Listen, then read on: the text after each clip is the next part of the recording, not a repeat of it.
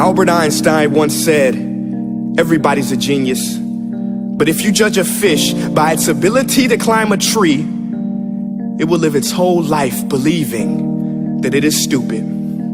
Ladies and gentlemen of the jury, today on trial we have modern day schooling. Glad you could come. Not only does he make fish climb trees, but also makes them climb down and do a 10-mile run. Tell me, school, are you proud of the things you've done?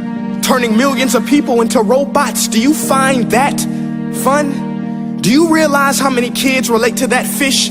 Swimming upstream in class, never finding their gifts, thinking they are stupid, believing they are useless? Well, the time has come, no more excuses. I call school to the stand and accuse him of killing creativity, individuality, and being intellectually abusive.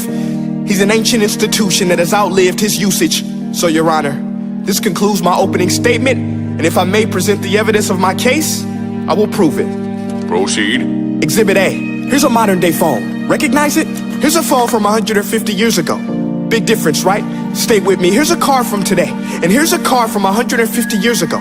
Big difference, right? Well, get this. Here's a classroom of today, and here's a class we used 150 years ago. Now ain't that a shame? In literally more than a century, nothing has changed. Yet you claim to prepare students for the future? But with evidence like that, I must ask, do you prepare students for the future or the past? I did a background check on you and let the record show that you were made to train people to work in factories, which explains why you put students in straight rows, nice and neat, tell them sit still, raise your hand if you want to speak, give them a short break to eat, and for 8 hours a day tell them what to think. Oh, and make them compete to get an A letter which determines product quality, hence grade A of meat. I get it. Back then, times were different. We all have a past. I myself am no Gandhi. But today, we don't need to make robot zombies. The world has progressed. And now we need people who think creatively, innovatively, critically, independently, with the ability to connect. See, every scientist will tell you that no two brains are the same. And every parent with 2 or more children will confirm that claim. So please explain why you treat students like cookie cutter frames or snapback hats, giving them this one-size-fits-all crap. Watch your language. Sorry, Your Honor, but if a doctor prescribed the exact same medicine to all of his patients, the results would be tragic. So many people would get sick, yet when it comes to school, this is exactly what happens. This educational malpractice, where one teacher stands in front of 20 kids, each one having different strengths, different needs, different gifts, different dreams, and you teach the same thing the same way? That's horrific. Ladies and gentlemen, the defendant should not be acquitted. This may be one of the worst criminal offenses ever to be committed. And let's mention the way you treat your employees. Objection. Overruled. I want to hear this. It's a shame. I mean, teachers have the most important job on the planet, yet they're underpaid? No wonder so many students are short-changed. Let's be honest, teachers should earn just as much as doctors, because a doctor can do heart surgery and save the life of a kid, but a great teacher can reach the heart of that kid and allow him to truly live. See, teachers are heroes that often get blamed, but they're not the problem. They work in a system without many options or rights. Curriculums are created by policymakers, most of which have never taught a day in their life. Just obsessed with standardized tests. They think bubbling in a multiple choice question will determine success. That's outlandish.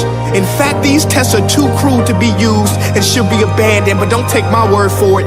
Take Frederick J. Kelly, the man who invented standardized testing, who said, and I quote, "These tests are too crude to be used and should be abandoned." Ladies and gentlemen of the jury, if we continue down this road, the results will be lethal. I don't have much faith in school, but I do have faith in people.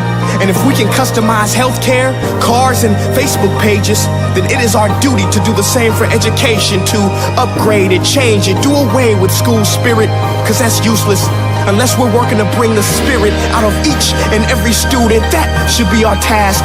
No more Common Core. Instead, let's reach the core of every heart in every class. Sure, math is important, but no more than art or dance. Let's give every gift an equal chance. I know this sounds like a dream, but countries like Finland are doing impressive things. They have shorter school days, teachers make a decent wage, homework is non-existent, and they focus on collaboration instead of competition. But here's the kicker, boys and girls.